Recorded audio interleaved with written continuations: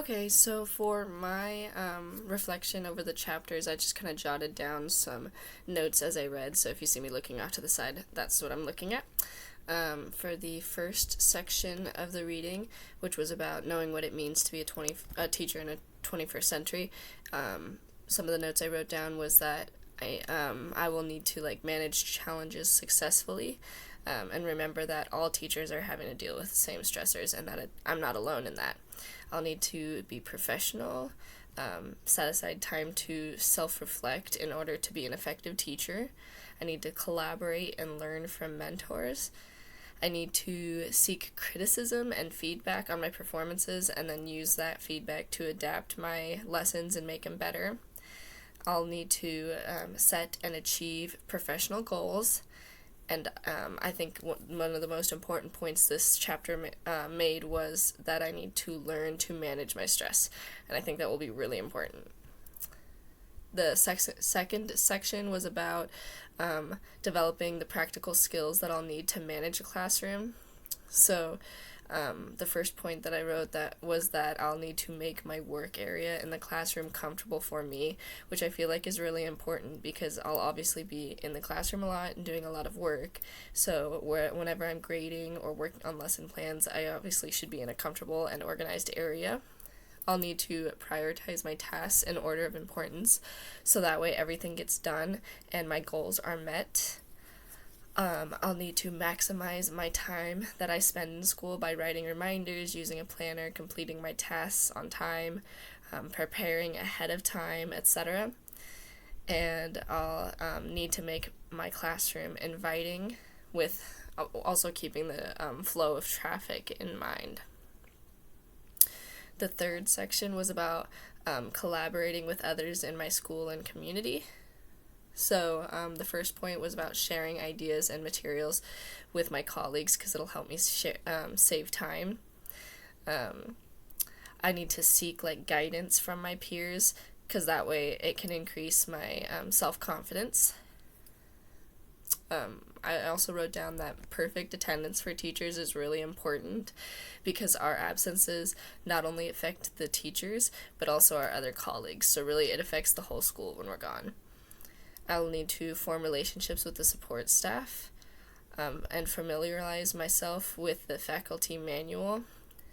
I'll always need to behave professionally, which I feel like is just always really important. And I thought this one was a really good point that this section made, was that making the first contact with the parents and guardians a positive one. So I'll make sure to reach out to the parents and guardians before the year starts, or maybe right at the beginning of the year. That way I've already spoken with them before, if I end up needing to send a note home about some misbehavior or a mishap, that's not my first communication with them. I need to prevent any miscommunications with a transparent classroom. So that means I'll need to be clear in my policies and consequences, in my homework assignments, in my tests, my projects that I assign, my grading policies, my due dates, things like that. That way the students are clear and the parents and guardians are as well. I'll need to send positive notes home frequently, so that means it's not just notes home about misbehavior, because it's important to recognize the positive behavior as well.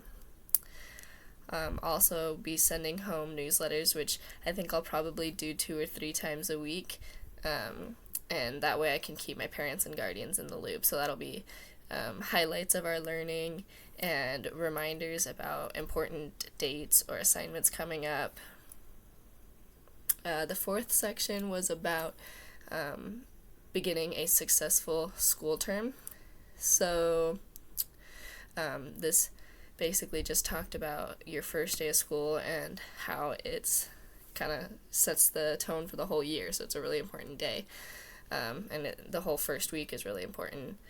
So I thought the first point was really important and kind of eye-opening to me, was that just accept the fact that you'll be nervous, and just know that being worrying about it and stressing about it isn't going to help. And then a couple ways to boost your confidence would be dressing well or packing a good lunch.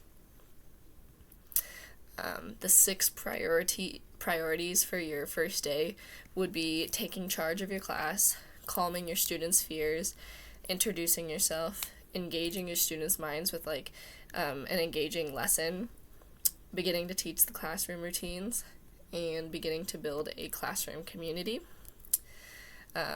Another point that was made for the first day and the first week is to learn your students' names quickly and help to make them feel important and feel seen. And then I thought this last point that I noted from this section was really important as well, and it's something that I'm going to try to remember as I go into work, is to avoid listening to colleagues who are stressed out and negative, because they'll bring you down too. And I feel like that's really true, because I've worked with some people who are just very negative all the time, and it puts me kind of in a negative mindset as well. So I'm going to try to listen to that point that the text made, especially beginning my first year of teaching. So yeah, that's just some of the notes I pulled aside from the first 4 sections.